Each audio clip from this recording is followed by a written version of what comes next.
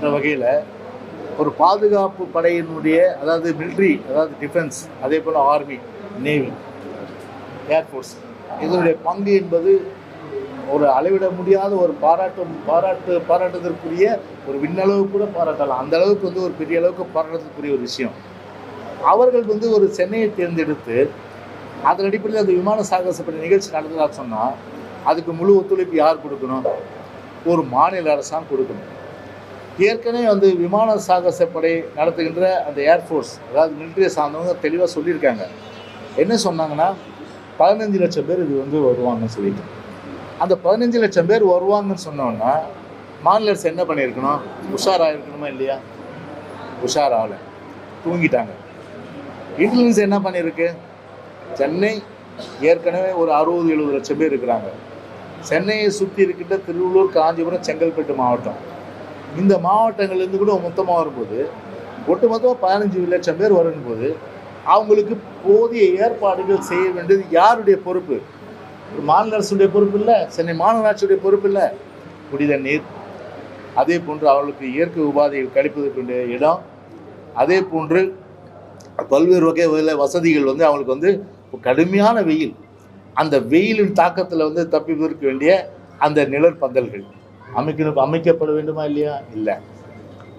கடற்கரையில் மட்டும் மத்திய மாநில அரசு அதிகாரிகள் அவர்கள் மட்டுமே பார்த்தீங்கன்னா உட்காருவதற்கு நல்ல ஏர் கூலரோடு போட்டு வசதி பண்ணி அவங்க அந்த ஃப்ளைட்டை பார்த்தாங்க ஒழிய மேலே போகிற விமானத்தை கீழே எவ்வளோ கஷ்டப்படுறாங்க மக்கள்.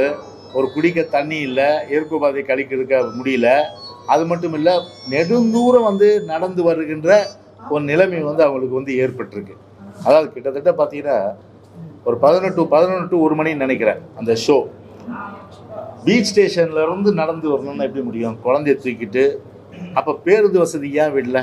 ஒரு ஆன்டிசிபேட் பண்ண வேணாவா? நீங்கள் ஒரு அரசாங்கம் ஸ்டாலின் பேருந்துன்னு சொல்கிறீங்களே, நீங்கள் ஒரு ஒரு சமயோசிதமாக மொத்தம் எந்தெந்த மாவட்டங்கள் எவ்வளோ பேர் வருவாங்க மொத்தம் முன்கூட்டி அனலைஸ் பண்ணி அதன் அடிப்படையில் பேருந்து வசதி, ஒரு சிறப்பு ரயில், சிறப்பு பேருந்து வசதி விட்டுருந்தா இந்த பிரச்சனை இல்லை. நீங்கள் ஊடகங்களில் பார்த்துருப்பீங்க எந்த அளவுக்கு இந்த ரயில்வே ஸ்டேஷனில் மக்கள் கூட்டங்கள் நிரம்பி வழிந்து கிட்டத்தட்ட ஒரு 7 கிலோமீட்டர் 5 கிலோமீட்டர் நடந்து வெயிலில் கஷ்டப்பட்டு இந்த ஆட்சியை சபிச்சுட்டு போனாங்க. அந்த அளவுக்கு ஒரு சாபத்துக்குள்ளான வகையில் தான் இந்த அரசு இன்னைக்கு எந்தவித ஒரு நல்ல நிகழ்ச்சிக்கு ஒரு முன்னேற்பாட நடவடிக்கை செய்யாமல் மக்களை ஒரு படாத பாடுபடுத்தியிருக்கு.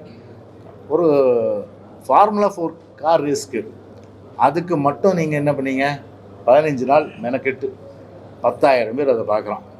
10,000 பேர் பார்க்குறதுக்கு 15 நாளில் revenue department, BDO department, corporation, metro water, electricity, public department, எத்தனை டிபார்ட்மெண்ட் பாருங்கள். நான் சொல்கிறது மினிமம் 6 டிபார்ட்மெண்ட், 10 டிபார்ட்மெண்ட் 15 நாளாக டே அண்ட் நைட்டு வேலை பார்த்தீங்க நீங்கள். ஆனால் 15 லட்சம் பேர் வராங்க. அதுவும் ஏழை நடுத்தர மக்கள், சுற்றுப்புற மாவட்டங்களுக்கு. ஒரு நாளையாவது நீங்கள் இதை பற்றி ரிவ்யூ பண்ணியிருப்பீங்களா? ஆய்வு பண்ணியிருப்பீங்களா?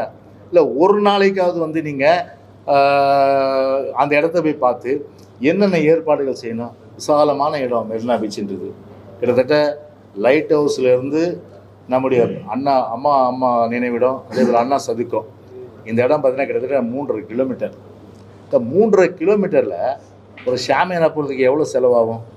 2 பக்கமும் போடலாமே. ஷாமியானா போட்டால் என்ன ஆகும்? ஒரு 100 கோடி செலவு பண்ணுங்களேன். அவங்க அப்பா செலவுக்கிறதுக்கு மட்டும் 90 கோடி பண்ணுறீங்க. நினைவிடம் கட்டுறதுக்கு 89 கோடி பண்ணுறீங்க. அதுக்கப்புறம் ஊரெல்லாம் அவங்க அப்பா பேரில் நூற்றாண்டு மண்டபம், நூற்றாண்டு கட்டிடம், அப்புறம் அவங்க அப்பா இப்போ இருக்க ஸ்டாலினுடைய அப்பா கருணாநிதி, அவங்க அம்மா தயாளம்மையார், அவங்கள ஒரு அறக்கட்டளை எங்கே நம்ம யானைக்கவனியில் அங்கே ஒரு அறக்கட்டளை, அது ஒரு பில்டிங்கு.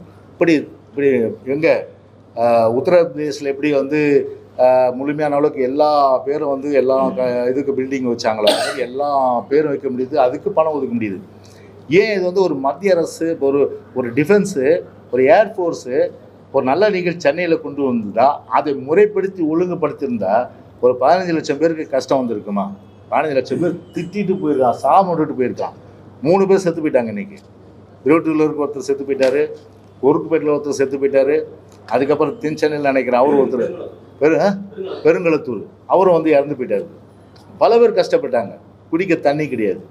அந்த அளவுக்கு ஒரு சேர்ஸை போட்டு அழகாக ஷாமியானா போட்டு அப்படியே அந்த பிளாட்ஃபார்ம் ஓரமே போடலாம். ஒரு 10 அடிக்கு போட்டோம்னா என்ன, அது எந்த வண்டியும் வரல, வண்டி வராது, போக்குவரத்து இல்லாத பட்சத்தில் மக்கள் மட்டுமே நம்ம வர சூழ்நிலை எல்லாரையும் அமர வச்சு வேடிக்கை பார்க்க வச்சுருக்கலாம். அதை விட்டுட்டு எல்லாரையும் கஷ்டப்படுத்தி இன்றைக்கி பெரிய அளவுக்கு இன்றைக்கி வந்து மக்கள் துன்பப்படுற ஒரு நிலைமைக்கு இந்த அரசாங்கம் இன்றைக்கி வந்து தள்ளிட்டு தான் இன்றைக்கி வந்து வேதனையை வருத்தமாக இன்றைக்கி இருக்குது.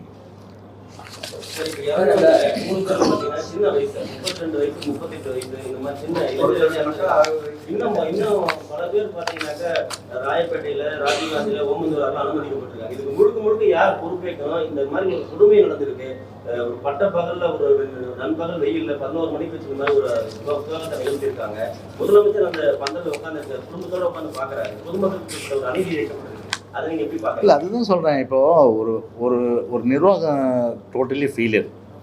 ஒரு நிர்வாகத்தை முடுக்கி விட்டு அழகாக வந்து ஒரு கவர்மெண்ட் மிஷினரி வந்து ஒரு 10 நாள் ஒரு ஏர்ஃபோர்ஸ் பொறுத்தவரையில் சொல்லிட்டாங்க, 10 டேஸாக சொல்லிட்டு இருக்காங்க, 10 நாளாக. அப்படி இருக்கும் 10 நாள் என்ன பண்ணாங்க?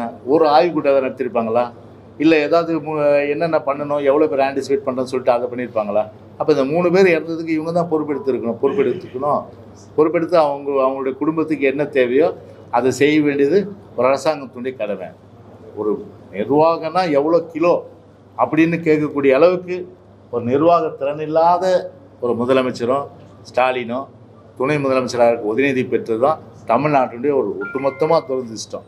அதான் நான் சொல்ல வரேன். நான் அருமை ஸ்டாலின், அவருடைய அருமை மைந்தன் யார் உங்களுக்கு தெரியும், உதயநிதி. இப்போ என்ன அமைச்சராக இருந்து கோபாலபுரத்து கொத்தடிமையினுடைய கோஷம் காரணமாக அவர் வந்து துணை முதலமைச்சராக இருக்கார். துணை முதலமைச்சர் ஆனால் அவர் வந்து ஒரு அரசு பொறுப்பு தானே. ஒரு அரசு பொறுப்பில் உள்ளவங்க, ஒரு அரசு ஊழியர் அரசு பொறுப்பில் உள்ளவங்க ஒன்று தான். இப்போ நான் இப்போ பச்சை மாதம் வந்து அமைச்சராக தான், நானும் வந்து அமைச்சராக இருந்தேன். அந்த காலத்தில் எல்லாம் வந்து கவர்மெண்ட் சர்வெண்ட் தான். நாங்கள் public servant, government servant public servant. ஏன்னா வந்து இப்போ சேலரி வாங்குகிறோம் நாங்கள். அப்படி சேலரி வாங்கும்போது அரசு ஊழியராக தான் ட்ரீட் பண்ணுவாங்க, பொது ஊழியராக.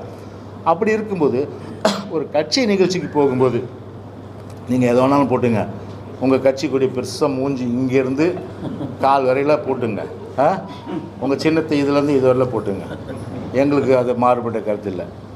ஒரு அரசு நிகழ்ச்சி, அதுவும் வந்து ஒரு கவர்னர் வர்றாரு, கவர்னர் இப்போ ஒரு பதவியேற்பு நிகழ்ச்சியில் கவர்னர் பக்கத்தில் உட்காந்துன்னு கட்சியினுடைய சின்னம் இருக்குது, கட்சியினுடைய கொடி இருக்குது. அது மட்டும் இல்லாமல் பார்த்திங்கன்னா வந்து இது மற்ற அரசு நிகழ்ச்சிகள் அதிலெல்லாம் பங்கு பெற்றால் வெறும் இந்த டிஷர்ட்டு சட்டையே இல்லையா அதை இவருக்கு உதயநிதிக்கு நான் கேட்குறேன். சட்டையிலாம் கூட நாம் கொடுத்துலாம் ஒன்றும் பிரச்சனை கிடையாது, சரிதானே? அவர் கேட்டால் அனுப்பி வச்சிடலாம். அவர் சட்டையே இல்லை போல் இருக்குது, பாவம் ரொம்ப ஏழை அவர். அதில் டிஷர்ட்டு தான் போடுவார் அவர். டிஷர்ட்டை போட்டுட்டு அதில் வந்து ஒரு அவங்க கட்சி சின்னத்தை போட்டுட்டு அதில் வந்து கொடியை போட்டுட்டு கவர்மெண்ட் ஃபங்க்ஷன், அது வந்து ஏற்புடையதா சொல்லுங்கள்? நீங்கள் கட்சி நிகழ்ச்சிக்கு போகும்போது ஊருக்கு கொடுத்து போகும்போது போங்க, எங்களுக்கு மாறப்படாது. அரசு நிகழ்ச்சின்னு ப்ரொசீஜர் இருக்குது. 2019 அன்றைக்கி நம்ம அண்ணன் எடப்பாடி முதலமைச்சர் காலத்தில் அன்றைக்கி பப்ளிக் அட்மினிஸ்ட்ரேட்டிவ் ரிஃபார்ம்ஸ், அதாவது இப்போ பர்சனல் அண்ட் அட்மினிஸ்ட்ரேட்டிவ் ரிஃபார்ம்ஸ், அந்த டிபார்ட்மெண்ட் மினிஸ்டர் நான் ஒரு ஜியோ ஒன்று போட்டோம், அரசு உத்தரவு. எல்லாம் கேளுங்க க்ளீனாக. அதாவது பார்த்திங்கன்னா என்ன சொல்கிறேன்னா, government servants are required to wear neat, clean, formal attire that is appropriate to the workplace setting so as to maintain the decorum of the office while in duty. அதாவது டியூட்டியில் இருக்கும்போது லைக் சாரி ஆர் சல்வார் கமிஸ், டியூட்டியில் இருக்கும்போது சல்வார் கமிஸும் சாரியும் போடலாம், R churidar with dupatta இந்த case of female government. ஒரு அரசு பெண்ணுடைய இருந்தால் நான் சொன்னேன் இந்த வகையில் சாரியோ சல்வார் கமிஸோ சுடிதாரோ வித் துப்பட்டாவோட போடலாம். அதே வந்து அவங்க வந்து இப்போ சர்வெண்ட்ஸ் அண்ட் ஷர்ட்ஸ் வித் அதே in the case of female government servants and shirts with formal pants or veshti dhoti. அதாவது அதே ஆண்களாக இருந்தால் அதை என்ன சொல்கிறாங்க, சட்டை ஃபார்மல் பேண்ட்ஸ் ஆர் வேஷ்டி அப்ராக்கெட்டில் dhoti, reflecting Tamil culture or any Indian traditional dress or any Indian இதுதான். டிஷர்ட் வந்து ட்ரெடிஷ்னல் ட்ரெஸ், அது டிஷர்ட்டு. ஒரு வீட்டில் வந்து நம்ம வந்து ஒரு வாக்கிங் போவோம், அப்போ நம்ம டிஷர்ட் போடுவோம், அதே போல் நம்ம வந்து ஒரு ஃப்ரெண்ட்ஸோடு நம்ம வந்து ஒரு கேம் விளையாடுறோம், அப்போ டிஷர்ட் போடுவோம். ஒரு அரசு நிகழ்ச்சியில் போய் டிஷர்ட் போட்டு போவாங்களா யாராவது? உலகத்திலேயே அரசு நிகழ்ச்சியில் டிஷர்ட் போட்டுன்னு போன ஒருத்தர் உதயநிதி தான் இல்லையா? அதுவும் வந்து அது டிஷர்ட்டு போடுறது தப்பு நான் சொல்ல. நீங்கள் வந்து கட்சி நிகழ்ச்சிக்கு மட்டும் நிகழ்ச்சி பண்ணுங்கள். டெக்கரம்னு ஒன்று இருக்கு இல்லையா? அந்த டெக்கரத்தை ஃபாலோ பண்ணாமல் அதுலேயும் வந்து தப்பு பண்ணிவிட்டு அதுலேயும் வந்து பார்த்திங்கன்னா உங்கள் கட்சியினுடைய அந்த வந்து சிம்பலை போட்டு சின்னத்தை போட்டு அது கொடியை போட்டால் இது ஏற்புடையது அல்ல. அதனால் இதை வந்து உதயநிதி பொறுத்தவரையில் நாளைக்கு இன்றைக்கி கேட்பார் நினைக்கிறேன் நைட்டு. இது நாளைக்கு ஏதோ அரசு நிகழ்ச்சி நடந்த இவர் போட்டார்னா கண்டிப்பாக நாங்கள் அனைத்து இந்திய அண்ணா திராவிட முன்னேற்ற கழகத்தின் சார்பாக நாங்கள் கோர்ட்டுக்கு போவோம்.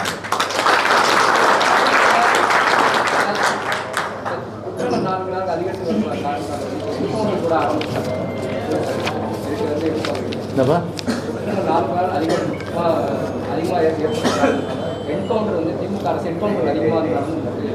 இல்லை, இப்போ இது வந்து நீதிமன்றத்தை வந்து சில கருத்துக்கள் சொல்லியிருக்கு. ஆனால் இதெல்லாம் வந்து ஒரு விரிவாக வந்து டிஸ்கஸ் பண்ண வேண்டிய விஷயங்கள் இது. அதாவது மேலோட்டம் சொல்ல முடியாது. ஓகே.